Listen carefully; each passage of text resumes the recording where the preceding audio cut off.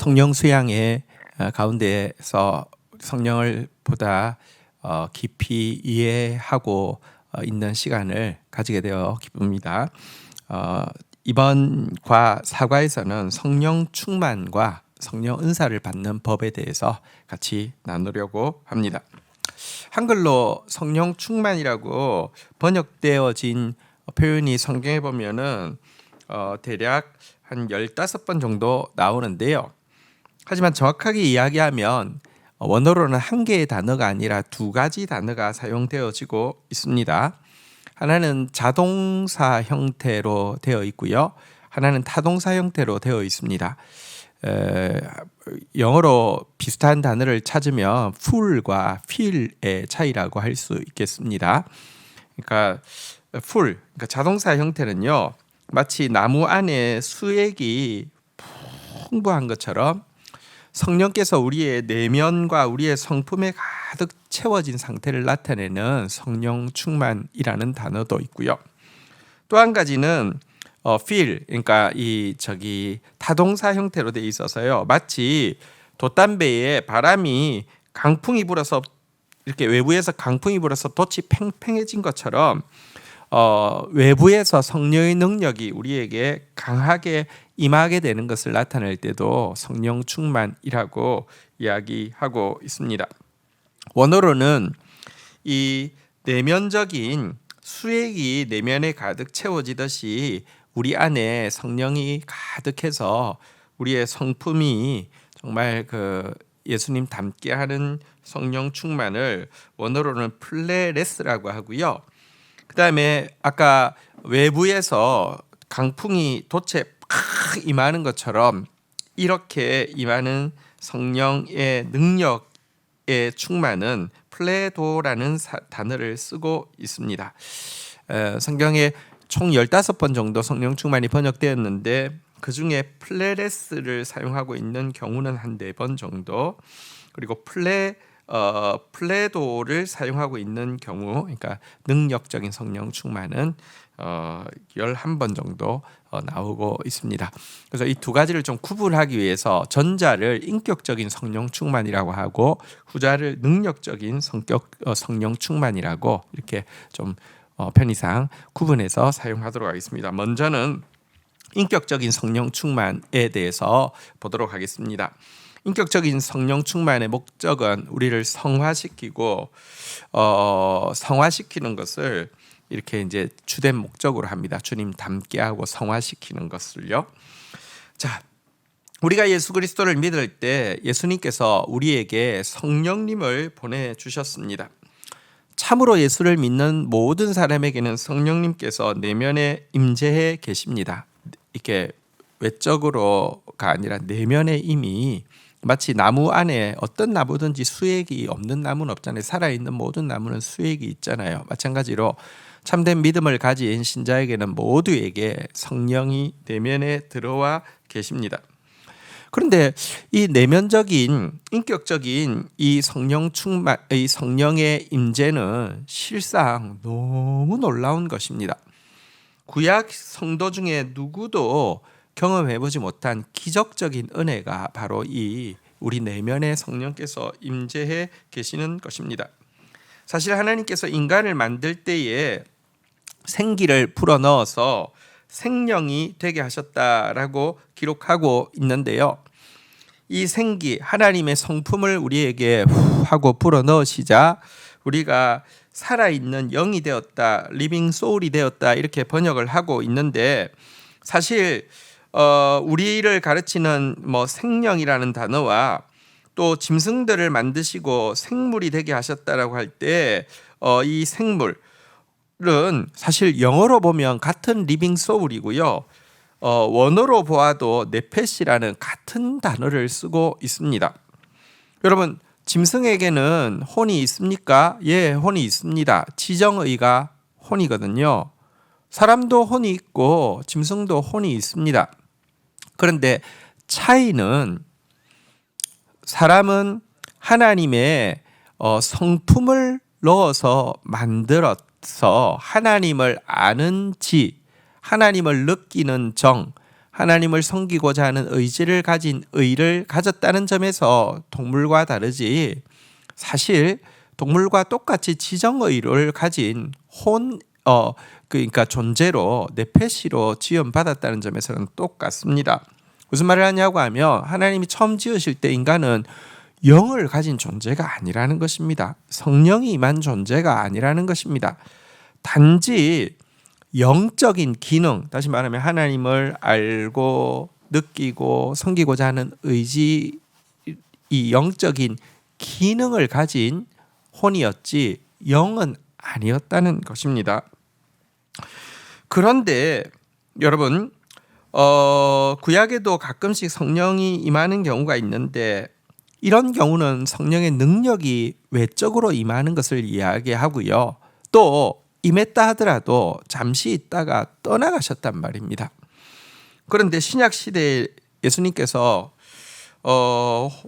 우리에게 주신 것은 성령이 우리 안에 들어오셔서요, 다시는 떠나지 않는 새로운 시대를 열어주셨습니다.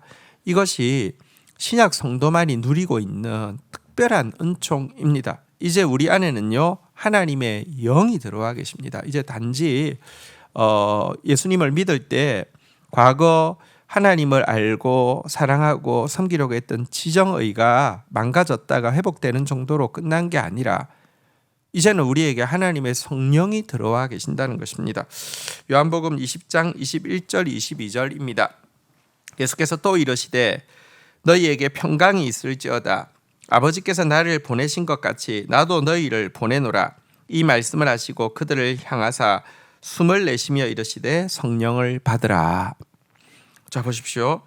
지금 예수님께서 이 말씀을 하고 있는 것은 십자가 지시기 전날 밤입니다. 다시 말하면 오순절이 아직 이르지 않았고 우리가 알고 있는 성령 강림이 임한 것이 아닙니다. 하지만 여러분, 예수님께서 이 제자들을 향해서, 당신을 믿는 제자들을 향해서 성령을 받으라 하면서 숨을 내쉬셨습니다. 이때 성령이 들어갔을까요? 안 들어갔을까요? 들어갔죠. 그런데 이 성령은 다시 이야기하지만 이 내면에 이제 하나님의 영이 임재하시는 인격적인 성령이 들어가셨다는 것입니다. 자, 인격적으로 성령께서 우리 안에 내주에 계신다 할지라도 그 성령이 충만해져야지 비로소 우리가 성화를 이루게 되고 예수님의 모습을 담게 됩니다. 나무에 수액이 있어도 여러분, 그 수액이 충만하면 나무가 열매를 맺지만 수액이 있어서 아직 죽은 나무는 아니어도요, 수액이 충분하지 않으면 잎도 건강할 수 없고 열매도 건강할 수 없잖아요. 그죠? 마찬가지입니다. 우리에게 성령이 내주에 계십니다. 하지만 그 성령이 수액처럼 충만해질 때에 우리는 비로소 주님을 닮게 되고, 성령의 열매라는 게 사실은 주님의 성품이잖아요. 그죠? 그 성품을 맺게 됩니다. 그렇다고 하면 어떻게 하면 이 인격적인 성령 충만을 경험할 수 있을까요? 플레레스라고 번역된 나와 있는 이 인격적인 성령 충만을 경험할 수 있을까요? 두 가지 방법이 있다고 성경은 이야기합니다. 요한복음 15장 4절을 한번 볼까요? 내 안에 거하라. A, B. 나도 너희 안에 거하리라. 가지가 포도나무에 붙어 있지 않으면 스스로 열매를 맺을 수 없음 같이 너희도 내 안에 있지 아니하면 그러하리라. 여기 보니까 내 안에 거하라 라는 명령과 나도 너희 안에 거하리라는 약속이 나와 있습니다. 첫 번째는 내 안에 거하라. 그러니까 예수님께서 주시는 말씀에 순종하라는 것이죠. 그러면 나도 너희 안에 거하리라. 예수님이 성령님을 통하여서 우리 안에 임재해 계신데 그 임재를 체험할 것이다, 이런 말입니다. 다시 말하면 말씀에 우리 안에 내주에 계시는 예수님, 다시 말하면 예수님의 영이신 성령님께 순종하면 할수록 이미 우리 안에 내주에 계시는 성령님의 임재를 보다 충만하게 누릴 수 있다, 느낄 수 있다, 이렇게 이야기하고 있는 것입니다. 이것이 인격적인 성령 충만을 받는 방법입니다. 하지만 이게 단지 말씀에 순종해야지만 열매를 맺는다라는 명령은 아닙니다. 그렇게 생각하면 그것은 구약과 조금도 다를 바가 없죠. 구약도 말씀을 지키면은 하나님께서 복을 주시고 말씀을 지키면은 하나님은 너희 하나님이 되고 너희는 내 백성이 될 것이다 그랬는데 실패했잖아요. 불가능했잖아요. 그런데 다시 내 안에 거하라. 그러니까 내 말씀을 지키라. 나도 너희 안에 거하리라. 그러면 내가 너희와 함께 할 것이다. 여러분 이게 구약과 똑같이 순종이 강조되어지고 있는 것이 아닙니다. 무슨 말이냐고 하면 여러분 우리가 예수님 닮는 성화를 이루는 데 있어서 우리의 순종의 키가 있는 것이 아니라 성령의 임재에 나도 너희 안에 거하리라. 성령의 임재의 키가 있습니다. 순종하지 않으면 여러분 우리가 순종하지 않으면 성령은 우리 안에 거하지 않습니까? 아닙니다. 순종이 중요하지만 순종이 열매 맺는데 키가 아니라는 것입니다. 순종은 단지 마중물을 붓는 것입니다. 옛날에 펌프는 수원지하고 물 깊은 수원지하고 연결되어 있어서 여러분 이렇게 제대로 나오기 시작하면 물이 계속 흘러나옵니다. 하지만 이 펌프질을 할 때 제일 처음에 바켓에 물을 담아서 부어야지 나옵니다. 여러분 넓은 밭이 있는데 거기에 다 물을 주는 것이 여러분 주는 것에서 바켓 한 바켓 가지고 물을 다 줄 수 있습니까? 불가능합니다. 그러나 그 한 바켓을 여러분 이미 깊은 수원에 연결되어 있는 이 펌프에다가 이제 펌프질 하는 것에다 부어주면은 그게 마중물이 되어서 이 물들을 끌어나오게 합니다. 그래서 넓은 밭에 물을 뿌리고 넓은 밭에 식물들이 자라서 넓은 밭에 식물들이 열매 맺게 하는 것의 핵심은 한 바가지 물이 아니라 수원지에 연결되어 있는 엄청난 물인데 그렇지만 이 한 바가지의 물을 여기에 붓지 않으면 또 물이 안 나오잖아요. 그죠? 그래서 신약 시대의 순종과 구약 시대의 순종은 차이가 있습니다. 신약 시대의 순종은 마중물로서의 순종이라고 하면 구약 시대의 순종은 조건. 그러니까 순종해야지. 하나님의 말씀을 지켜야지. 너희는 내 백성이 되고 나는 너희 하나님 된다. 이런 것이었고 실패했다고 하면 지금은 이미 성령이 계십니다. 마르지 않는 생수의 근원이신 성령이 우리 안에 계십니다. 순종하면요. 마중물을 부으면 그 이미 계신 성령님의 임재를 우리가 마음껏 누리게 된다는 것입니다. 성령님이 내 안에 진짜 계셨구나. 와, 성령님이 내 안에 계시고 떠나지 않구나. 이렇게 된다는 것입니다. 자, 이렇게 인격적인 성령이 내 안에 충만하게 되면 나타나는 결과가 바로 성령의 열매입니다. 그리고 이 성령의 열매는 바로 성화를 이루게 해주는 것입니다. 왜냐하면 이 성령의 열매가 바로 예수님의 성품이기 때문에 그렇습니다. 갈라디아서 5장 22절 23절입니다. 오직 성령의 열매는 사랑과 희락과 화평과 오래 참음과 자비와 양성과 온유와 충성과 절제니 이와 같은 것을 금할 법이 없느니라. 자, 여기까지 먼저 성화의 사명을 감당하게 하는 인격적인 성령 충만에 대해서 살펴보았습니다. 자, 이제 두 번째로 하나님 나라 건설의 사명을 감당하기 위해서 우리가 받아야 되는 능력적인 성령 충만에 대해서 살펴보도록 하겠습니다. full of, 그러니까 정말 이미 내 안에 임재해 계신 성령님이 충만해지는 이것은 성화를 감당하게 하기 위한 인격적인 성령 충만이라고 하면 be filled with, 이 성령이 급하고 강한 마음처럼 나한테 확 임하게 되는 이 능력적인 성령 충만이 있고요. 이걸 통해서 우리는 하나님 나라를 이 땅 가운데 건설할 수 있습니다. 사실 우리의 능력 가지고는 죄를 이길 수도 없고 율법을 이룰 수도 없고요. 그리스도께서 예비해 놓으신 놀라운 승리들을 제대로 경험할 수 없습니다. 또 우리에게 이 성령의 능력이 임하지 않으면요, 우리로 하여금 세상의 빛이 되고 이방의 빛이 되고 이가 날카로운 새 타작기계가 되어서 이 땅 가운데 하나님 나라를 세우는 사명을 감당할 수가 없습니다. 그래서 우리에게는 이 인격적인 성령 충만뿐 아니라 능력적인 성령 충만, 플레레스라고 번역된 인격적인 성령 충만뿐 아니라 플레도로 번역되어진 능력되어진 성령 이렇게 플레도로 번역되어진 능력의 성령 충만도 능력적인 성령 충만도 꼭 필요한 것입니다. 그런데 이렇게 성령의 능력이 외부에서 우리에게 강하게 임하는 첫 경험을 때때로 성령으로 세례를 받는다라고도 표현을 합니다. 우리가 예수를 믿을 때 이렇게 내가 믿습니다라고 고백할 때 세례를 받잖아요, 그죠? 그것처럼 우리가 성령의 능력을 처음 경험하는 순간을 성령으로 세례를 받는다라고도 묘사하고 있습니다. 사도행전 1장 4절 5절 한번 볼까요? 사도와 함께 모이사 그들에게 분부하여 이르시되 예루살렘을 떠나지 말고 내게서 들은 바 아버지께서 약속하신 것을 기다리라. 요한은 물로 세례를 베풀었거니와 너희는 몇 날이 못되어 성령으로 세례를 받으리라. 자, 여기 한번 보십시오. 세례를 받으리라라고 하시면서 예수님이 십자가 지시고 나서 부활한 이후에 제자들에게 성령을 받을 것이다라고 이야기했습니다.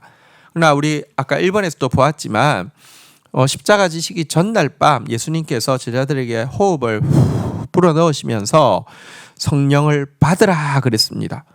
이미 받았는데 왜 받으리라고 이야기했습니까? 앞부분은 인격적인 성령이 임하신 것을 이야기하고요. 지금 이야기하는 것은 능력의 성령의 능력이 이렇게 확 외부에서 임하는 것을 이야기합니다. 앞부분에 받으라라고 번역되어진 단어는 라베타라는 단어인데 이것은 인격적으로 영접하라는 뜻이고요.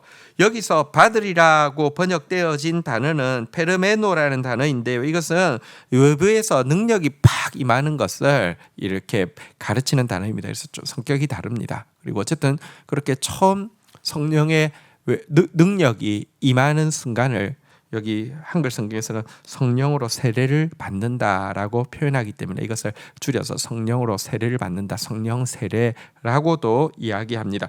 용어 자체는 중요하지는 않습니다. 어쨌든 이렇게 우리가 성령의 능력을 처음 경험하는 순간이 있는데요. 하지만 이렇게 성령의 능력을 처음 한번 경험했다고 해서 모든 것이 끝난 것은 아닙니다.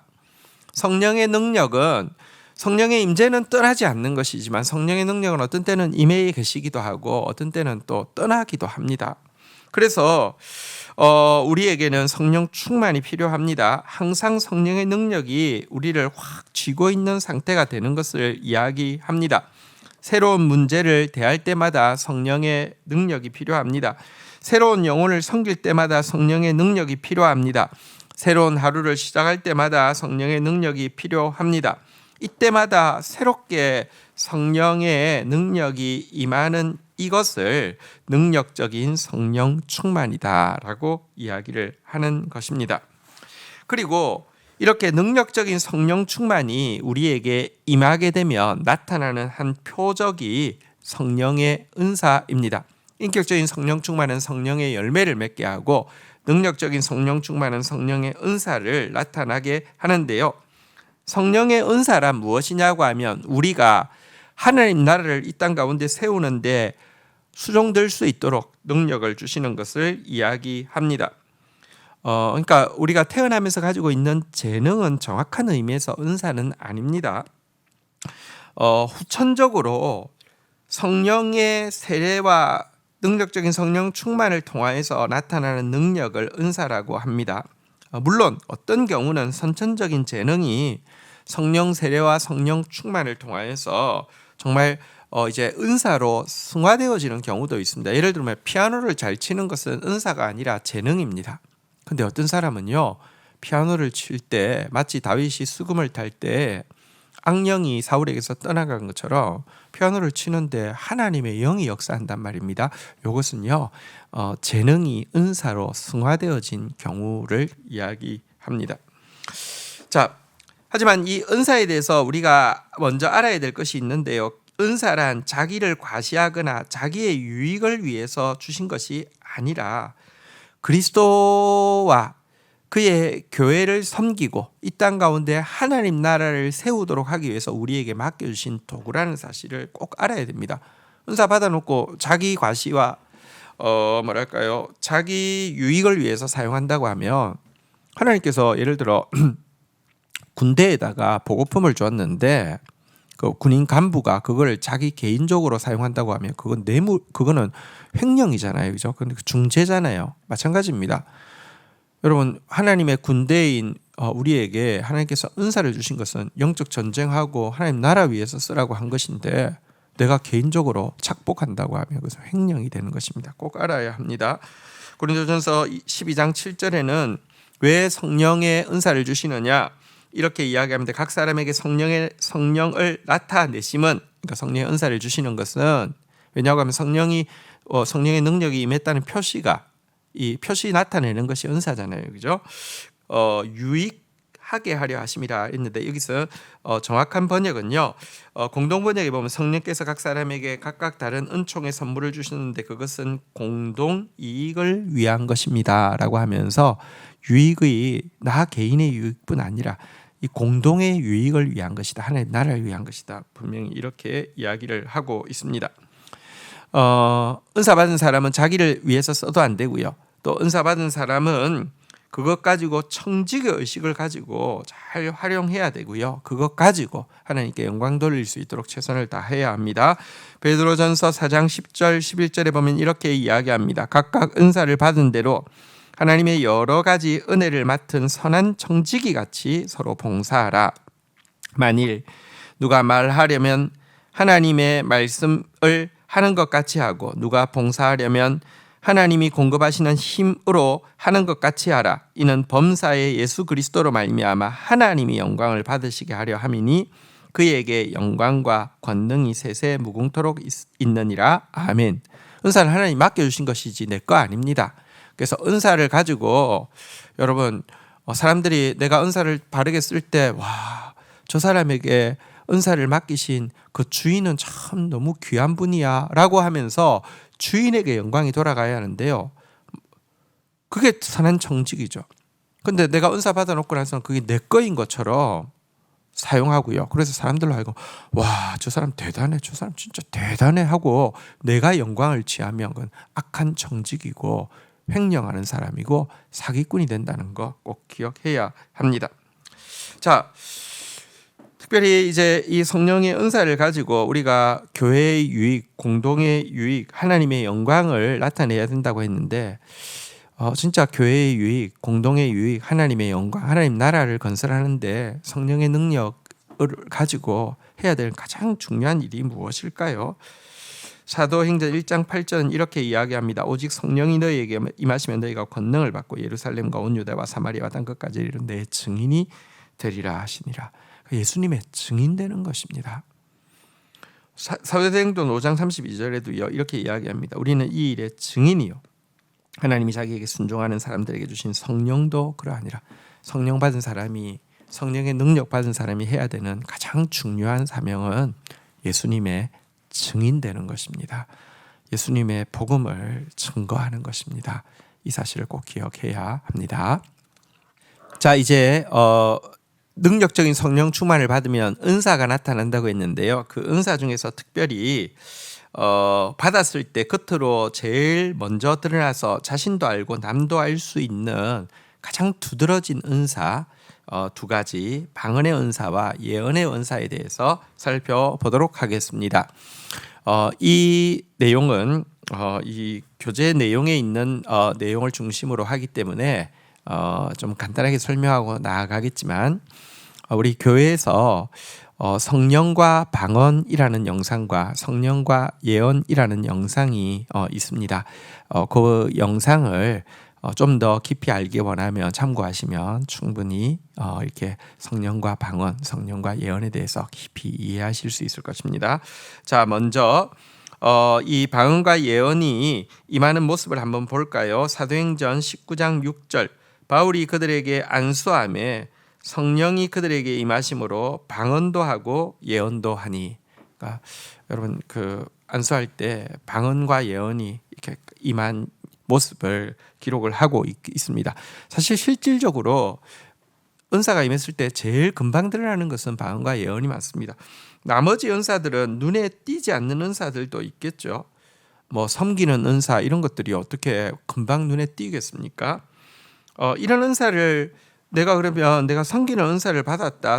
이거 어떻게 알 수 있습니까? 내가 그 관련된 일에 막 열심히 생기고요. 또 내가 그 일을 했을 때 열매가 맺히며 나에게 그런 은사가 임했구나 확인할 수 있습니다.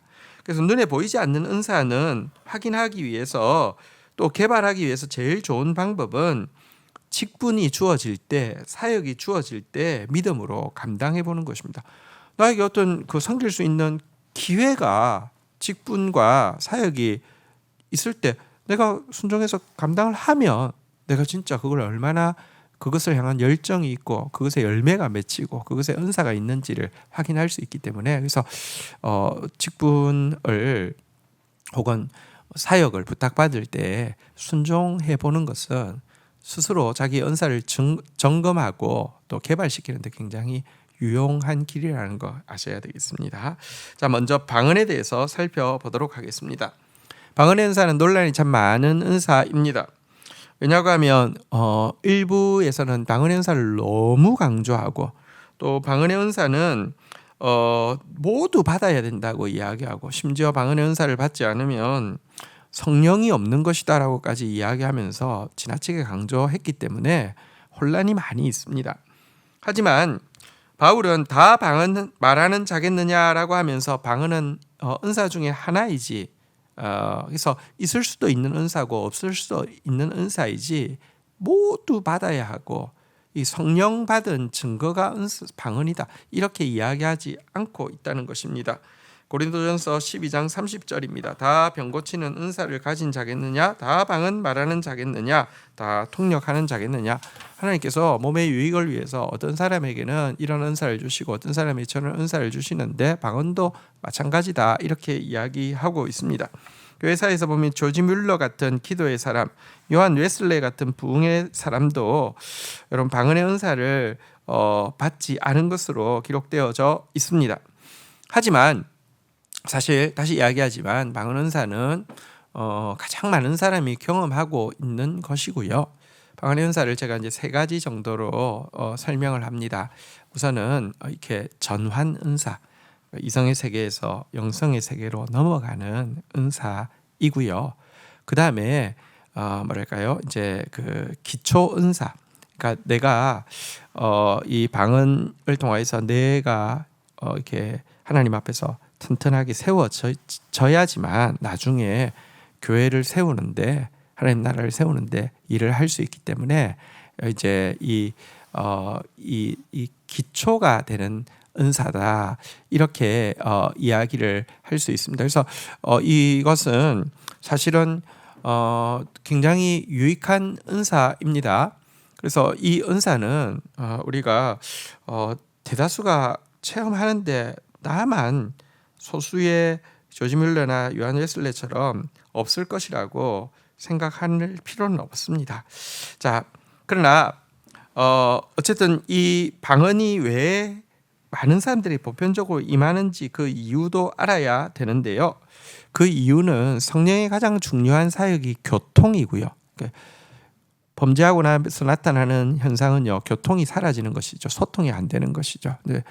여러분, 성령이 임하시면 나타나는 증세가 교통입니다. 성령의 교통의 역사가 제일 중요한 역사잖아요. 그래서 그 교통의 증거로 방언이 임한 것입니다.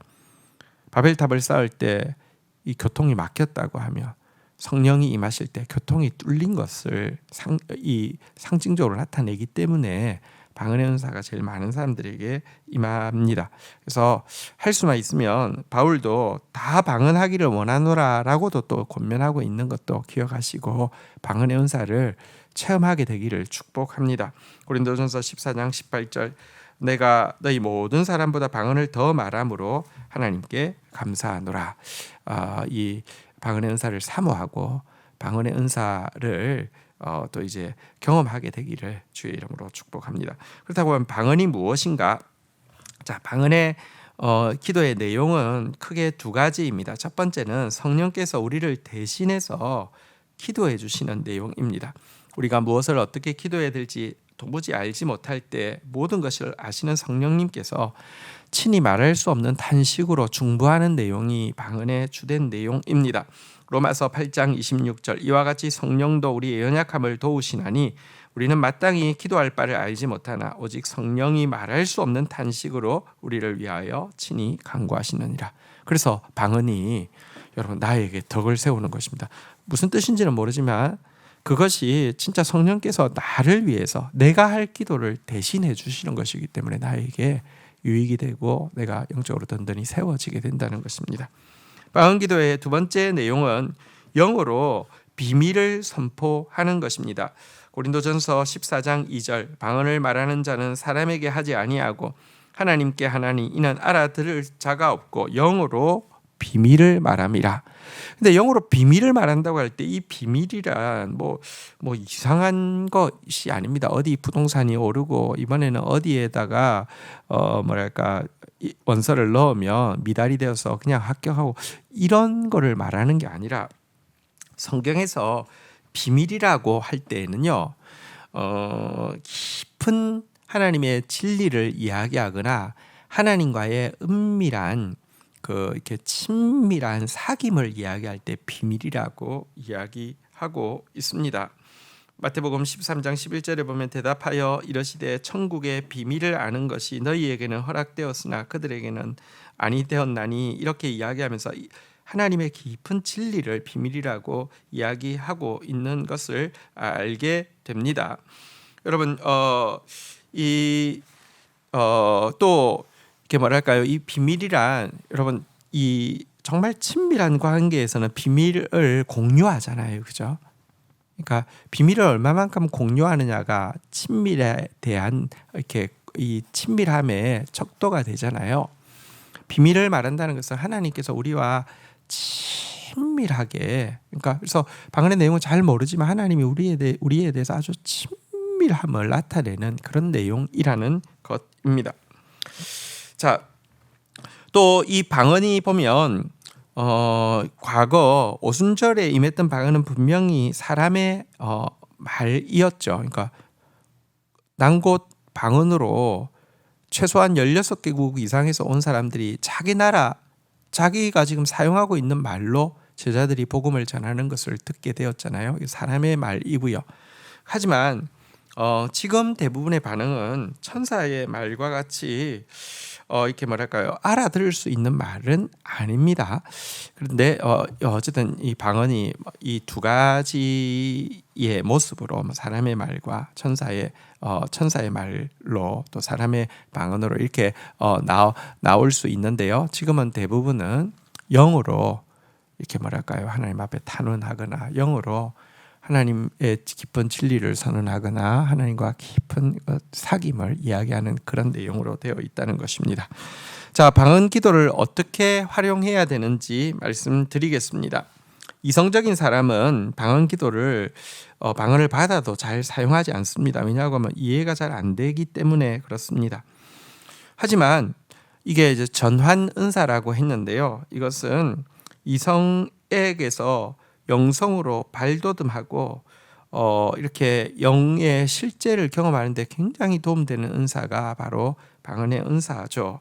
그래서 보다 오래 기도하고 보다 깊이 하나님과 교제하는 데 굉장히 유익한 은사가 방언의 은사입니다.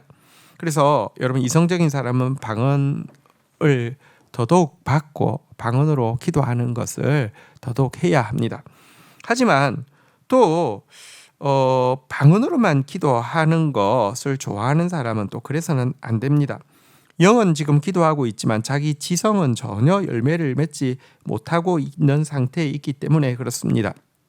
이성적으로 생각해보라는 말씀이 성경에 굉장히 많습니다. 우리가 이성을 활용하는 것, 이거 신앙과 반대되는 것 아니라 신앙과 직결된 것입니다. 기독교는 이성을 초월하는 종교이지 이성을 이렇게 무지성의 종교가 되거나 뭘 상식한 종교가 아닙니다.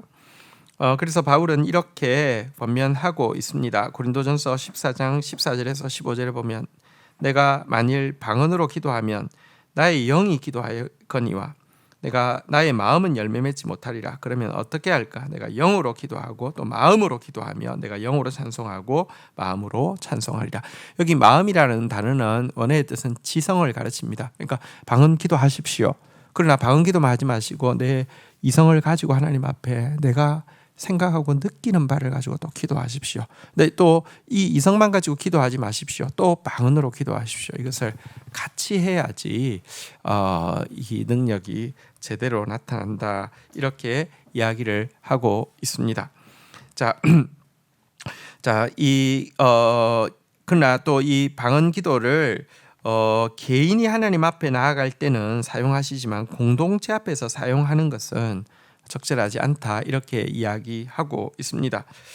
공동체 앞에서 사용할 때는 오로지 방언 통역이 있을 경우에만 사용하는 것이지 대표 기도나 공적인 기도에서는 방언을 하는 것은 합당하지 않다라고도 권면하고 있습니다. 고린도전서 14장 6절입니다. 그런즉 형제들아 내가 너희에게 나아가서 방언으로 말하고 계시나 지식이나 예언이나 가르치는 것으로 말하지 아니하면 너희에게 무슨 유익이 있으리요. 그래서 공적인 자리에서는 방언의 활용을 이렇게 자제해야 된다. 그러니까 하지 않아야 된다. 이렇게 가르치고 있습니다. 자, 이제 예언에 대해서 보도록 하겠습니다. 방언과 더불어 가장 대표적으로 나타나는 은사가 예언인데요. 방언은 개인에게 덕을 세우는 것입니다. 이 덕을 세운다는 단어는 이제 집을 이렇게 짓는 것과 같은 것인데요. 내 개인의 영성의 집을 짓는데 도움이 되는 표현일 것이라고 하면 예언은 공동체에 이렇게 덕을 세운다. 공동체를 튼튼한 집처럼 세우는데 유익하다. 이렇게 이야기하고 있습니다. 고린도전서 14장 3절 4절입니다. 그러나 예언하는 자는 사람에게 말하여 덕을 세우며 권면하며 위로하는 것이요 방언을 말하는 자는 자기의 덕을 세우고 예언하는 자는 교회의 덕을 세우나니. 그래서 여러분 이제 방언의 은사를 이렇게 누리면 그 다음에는 예언의 은사로 또 사모하는 것이 굉장히 필요합니다. 방언의 은사는 아까 기초 은사라고 했잖아요, 그죠? 나의 개인의 기초가 마치 건물의 기초가 튼튼해지면 그 위로 올라가야 되는 것처럼 그 다음부터는 이제 교회의 유익, 하나님 나라의 확장을 위해서 일해야 되고 여기에 예언의 은사는 굉장히 유익한 은사이기 때문에 그렇습니다. 그 예언이란 무엇입니까? 성경에서 이야기하는 예언은 두 가지인데요. 첫 번째는 말씀의 선포를 이야기하고 있습니다. 예언이란 말이 성경에 사용되어진 용례를 보면 바로 하나님의 말씀을 가르칠 때 예언이라고 하고요.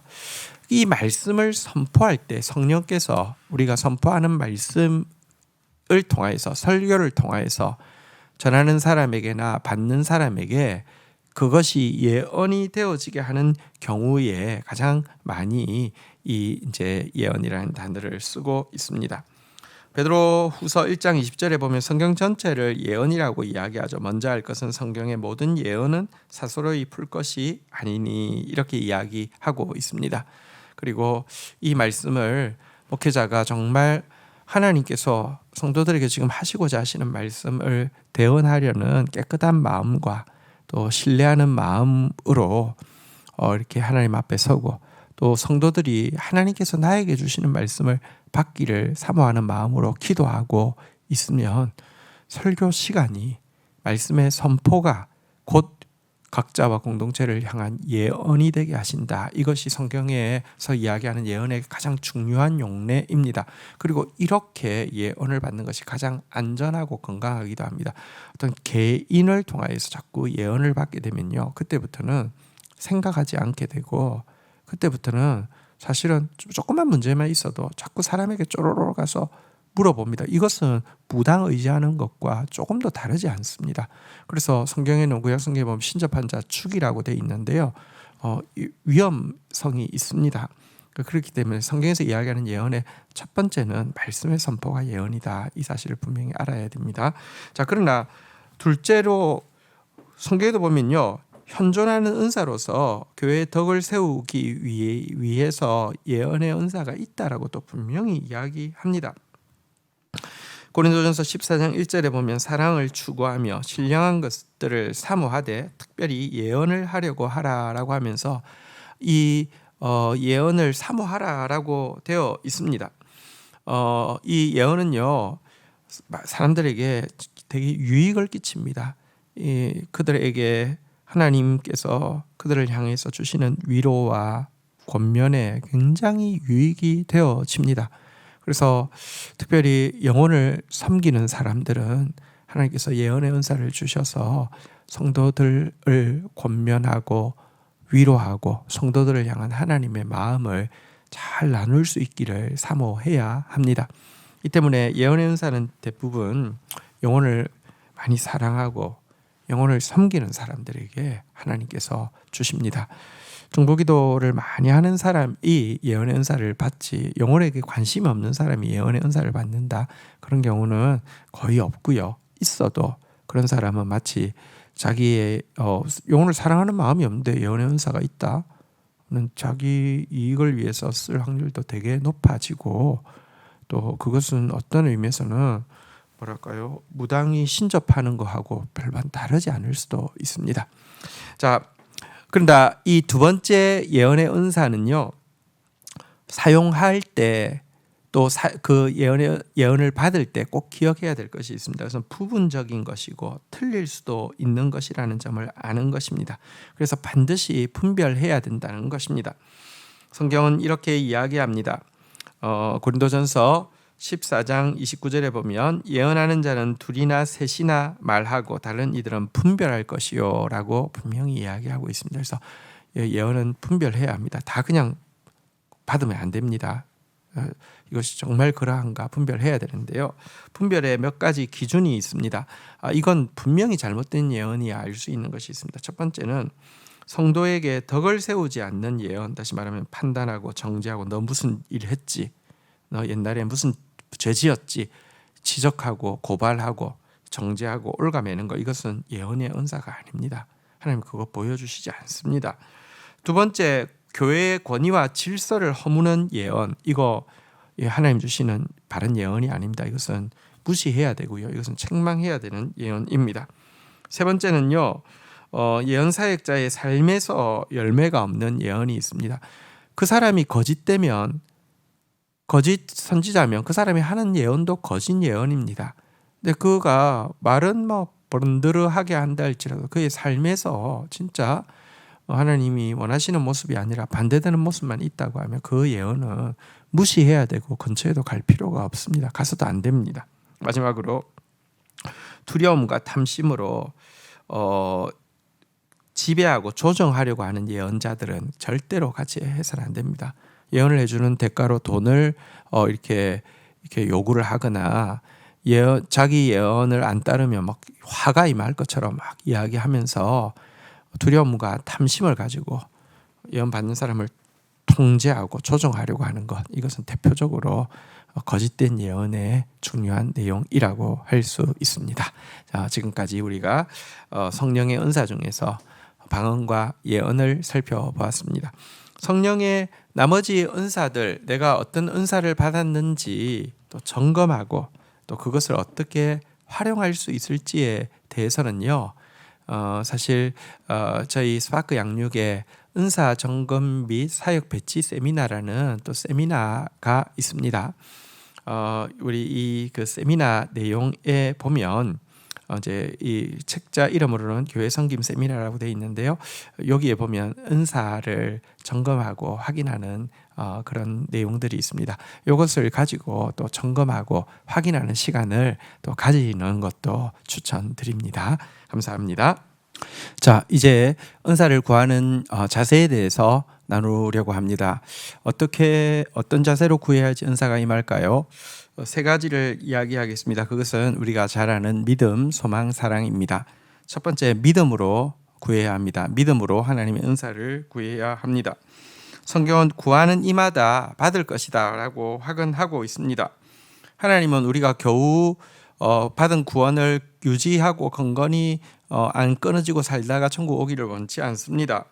하나님, 우리가 능력 있는 용사로서 또 그 잘 준비된 상속자로서 이 땅에서 승리를 경험하고 하나님 나라에 들어가기를 원하십니다. 이 때문에 성령의 은사를 부어 주고자 하는 것은 우리의 갈망 이상으로 하나님의 갈망입니다. 그렇기 때문에 반드시 받을 줄을 믿고 기도해야 합니다. 누가복음 11장 11절에서 13절에 보면 예수님은 이렇게 말씀하십니다. 너희 중에 아버지 된 자로서 누가 아들이 생선을 달라 하는데 생선 대신 뱀을 주며 알을 달라 하는데 정갈을 주겠느냐? 너희가 악할지라도 좋은 것을 자식에게 줄 알거든 하물며 너희 하늘 아버지께서 구하는 자에게 성령을 주시지 않겠느냐 하시니라. 믿음으로 구하십시오. 하나님 반드시 성령의 은사들로 충만하게 채워주실 것입니다. 두 번째는 소망입니다. 소망은 달리 표현하면 소원을 가지고 하나님 앞에 나아가라는 것입니다. 하나님께로부터 큰 능력을 받은 사람의 공통점은 하나님의 그 능력을 체험할 때까지 절대 포기하지 않고 열정적으로 매달리는 모습입니다. 하나님은 사실 우리 안에 소원을 두고 행하십니다. 이 간절한 소원, 이 열정적인 소원이야말로 영적인 가난함의 표시고 또 이 열정적인 그 소원이야말로 내가 그것 없이는 아무것도 할 수 없다는 겸손함의 표시입니다. 여러분, 사실 간절함이 없다는 것은 나는 그거 없이도 뭐 살만해요 하는 영적인 비만이고요. 그것 없이도 할 수 있어요라는 영적인 자만의 표시입니다. 진짜 하나님이 쓰신 사람들은요, 하나님이 우리 안에 주신 그 소원을 쫓아서 간절히 구하고 기도하는 사람입니다. 빌립보서 2장 13절 너희 안에 행하시는 이는 하나님이시니 자기의 기쁘신 뜻을 위하여 너희에게 소원을 두고 행하시느니라. 여러분, 하나님 근데 하나님이 정말 우리 안에 소원을 주셨고 또 하나님이 우리에게 성령 주시기를 원하신다고 이야기하셨으면 그냥 주시면 안 됩니까? 내가 소원하지 않아도 열망하지 않아도 그냥 주시면 되지 않습니까?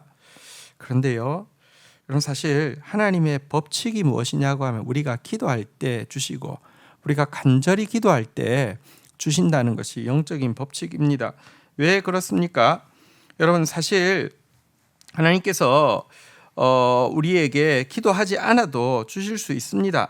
하지만 기도하고 주셔야지만 우리가 그것을요 소중하게 받을 줄 알고 소중하게 관리할 수 있기 때문에 그렇습니다. 여러분, 기도 없이 주는 것은 예를 들어 자녀에게 부모가 사랑한다고 자녀가 원치도 않는데, 예를 들면 아직까지 원치 않는데 내가 너 위해서 돈을 아껴서 영어 학원을 보내줄 거야. 내가 너를 위해서 투자하는 마음으로 또 이제 이렇게 피아노 학원을 보낼 거야 하면서 이렇게 막 학원을 내가 아직까지 별로 원치도 않는데 막 많이 하고, 게다가 내가 별로 원치도 않는데 너한테 이게 필요한 것 같아서 내가 이거 거액을 들여서 선물로 주는 거야. 자꾸 이렇게 습관이 되어지면요, 그 아이는 그거 귀한 줄 모르고요, 그거 잘 받을 수 없습니다. 하나님은 우리가 그냥 응석바지로 자라기를 원치 않습니다. 하나님의 동력자, 상속자가 되기를 원하십니다. 그래서 여러분, 소원을 가지고 간절히 매달릴 때 하나님께서 주십니다. 그러니까 여러분들 방언을 얻기를 원하십니까? 소원을 가지고 소망을 가지고 간절히 매달리십시오. 예언을 원하십니까? 소원을 가지고 열망을 가지고 간절히 매달리십시오. 하나님이 응답하실 것입니다. 세 번째는 사랑입니다. 여러분, 사실 하나님의 은사를 주시는 법칙은 사랑이 큰 만큼 큰 은사를 주신다는 것입니다. 왜냐하고 하면 은사 자체가 영혼들을 섬기기 위한 것인데 사랑하는 마음이 없는데 은사가 주어지면 무용지물인 것이죠. 예를 들어 사진을 찍고자 하는 마음도 없고 사진을 좋아하지도 않는데 최고급 사진기를 사주면 그 정말 아깝지 않습니까? 마찬가지입니다. 은사도 마찬가지입니다. 은사는 사랑하는 마음이 클 때 하나님께서 그걸 주시면 그 은사 가지고 영혼들을 정말 잘 섬길 수 있지만, 영혼들을 사랑하는 마음이 없는데 은사가 주어지면 무용지물이 되어지는 것입니다. 내가 품는 영혼이 많을수록, 내가 품는 영혼의 범위가 커질수록 성령의 은사는 더 크게 필요하고 더 크게 부어질 것입니다. 고린도전서 14장 1절은 사랑을 추구하며 신령한 것을 사모하되 이렇게 되어 있는데요. 공동번역은 이것을 힘써 남을 사랑하고 성령의 선물을 간절히 구하십시오라고 번역했습니다. 힘써 사랑하기 때문에 내 부족을 알고 그래서 성령의 선물을 간절히 구하게 되는 것입니다. 나에게 영혼을 향한 갈망이 얼마나 큰지 좀 돌아보면 좋겠습니다. 우리 축복 대상자들을 향한 정말 사랑이 클 때 하나님께서 우리에게 더 귀한 은사, 큰 은사로 그들을 넉넉히 섬길 수 있게 해 주실 것입니다. 자, 이제 마지막으로 성령 충만의 필수성에 대해서 보도록 하겠습니다. 지금까지 성령 충만, 성화의 사명을 감당케 하는 인격적인 성령 충만과 하나님 나라 건설의 사명을 감당케 하는 능력적인 성령 충만, 그리고 이것에 동반되어지는 성령의 열매와 성령의 은사 이런 것을 살펴보았는데요. 보고 나서도 성령 충만은 뭔가 영적으로 아주 고매한 사람들 혹은 영적으로 아주 헌신된 사람들에게는 필요하지만 나 같은 사람에게는 굳이 성령 충만까지는 필요 없어 이렇게 생각하는 사람 되게 많습니다. 그렇지 않습니다. 성령 충만은 모든 신자에게 필수적인 것입니다. 또 어떤 신자는요, 인격적인 성령 충만은 좋아합니다. 그래서 내가 성령의 열매를 맺고 주님 닮아가고 이거 내가 원해 이렇게 하지만 능력적인 성령 충만에 대해서는 무언가 나 그런 거 좀 너무 광신적인 것 같아, 좀 이상한 것 같아 하면서 저평가하는 사람도 있습니다. 또 반대로 어떤 신자는요, 인격적인 성령 충만에 대해서는 너무 지루하고 이렇게 사모하는 마음이 없고 오직 능력적인 성령 충만을 열정적으로 구하는 사람들도 있습니다. 하지만 이 두 가지는요, 둘 중 하나는 선택하고 하나는 버릴 수 있는 성격이 아닙니다. 여러분, 둘 중에 하나만 가지고 있으면요, 여러분 나머지 그 가지고 있는 것도 온전하게 작동을 할 수 없습니다. 마치 여러분 수레에 두 바퀴가 있는 것처럼 인격적인 성령 충만과 능력적인 성령 충만이 같이 가야지만 인격도 더 온전해지고 능력도 더 온전해질 수 있다는 것입니다. 그래서 여러분 내면적인 성령 충만, 외적인 성령 충만 함께 간절히 구하면서 나아가야 합니다. 성경은 술 취하지 말라, 이는 방탕한 것이 오직 성령의 충만을 받으라고 우리에게 요구하고 있습니다. 인간에게 있어서 근본적인 원죄가 그 이기심이라고 하면 신자에게 있어서 근본적인 죄악은 하나님의 영으로 충만하지 않은 것입니다. 하나님의 영으로 충만하지 않기 때문에 자꾸 옛 내 성질이 나오고요. 하나님의 영으로 충만하지 않기 때문에 마음은 원이지만 육신이 약하다고 하면서 서글픈 탄식만 나오는 삶을 계속 반복하는 것입니다. 성령 충만은 영적인 사치가 아니라 신자의 삶에서 절대적인 요소라는 것을 분명히 붙들어야 합니다. 한편 우리에게는 성령 충만에 대한 씁쓸함이 있을 수 있습니다. 내가 성령 충만을 되게 사모했는데 성령 충만하지 못했어 라는 씁쓸함이 있을 수도 있고요. 혹은 또 과거에 내가 성령 충만 경험했는데 지금 너무 타버린 잿더미처럼 돼 있어서 나 같은 자는 성령 충만할 자격도 없어 이런 생각을 가지는 씁쓸함도 있을 수 있습니다. 하지만 여러분, 사실 성령 충만은 열심히 신앙생활한 트로피가 아닙니다. 우리 교수님 중에 한 분이 쓴 책 제목이 실패한 자에게 주시는 은혜 성령 충만이라는 책 제목이 있는데 굉장히 책 제목을 잘 잡았다고 생각합니다. 생각해 보십시오. 성경에 보면 성령의 충만함을 경험한 사람들과 이 실패, 좌절은 직결되어 있음을 보게 됩니다. 성령은 죽은 자에게 임하는 영이다라고 이야기를 하고 있습니다. 예수님을 버리고 도망간 제자들, 아무것도 할 수 없는 무기력한 제자들에게 성령의 충만함이 임한 것입니다. 그래서 우리가 성실하게 잘 신앙생활한 것에 대한 어떤 보상으로 주어진 것이 아니라 성령 충만은 실패한 우리에 대한 하나님의 값없는 선물로 주어진 것입니다. 성령 충만은 나의 공로로 구할 수 있는 것이 아니라 성령 충만을 우리에게 주시기를 원하시는, 좌절하고 무기력한 삶 가운데 있는 우리에게 주시기를 원하시는 예수님의 공로로 구하는 것입니다. 성령 충만 없이 살아갈 수 있는 사람은 없습니다. 날마다 더욱 성령 충만한 저와 여러분들이 되기를 주의 이름으로 축복합니다. 수고하셨습니다.